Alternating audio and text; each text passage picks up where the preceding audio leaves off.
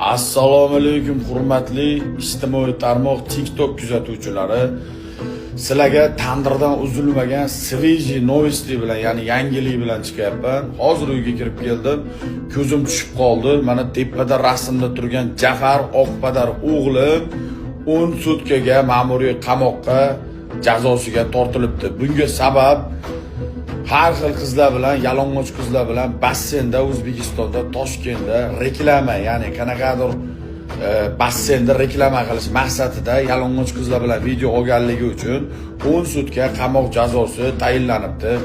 Jafar Dubayga kelgan payti men yomonlamoqchi emasman, men panetkasini bergan edim. Jafar qizlar bilan ochiq-sochiq, behayo, qanaqadir klubda ishlayotgan, spada ishlayotgan yalang'och qizlar bilan kontentlar qilishni bas qilgin.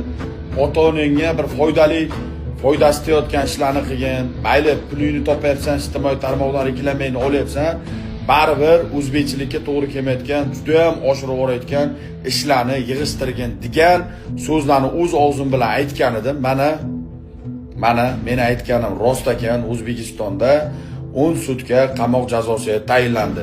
Yaxshimi yomonmi qilgan ish uchun 10 sutka qamoq jazosi belgilanibdi. Men yomonlamayman. Jafar hayotda yaxshi bola, yomon bola emas, ko'ngli ochiq, bir xushchaqchaq bola. Nima ham deymiz? Qonun ustuvor. Bundan keyin chiqqandan keyin yaxshi kontentlar qilishni boshlagan. Iloji bo'lsa, mana shu videoni keyinroq tarqatib yuboringlar. Mana bunaqa kontentlar olayotgan yalang'och qizlar bilan O'zbekiston hududida, territoriyasida kontentlar ishlayotgan bolalarga bu dars bo'lsin. Qolganlarga ham bu o'rnak bo'lsin.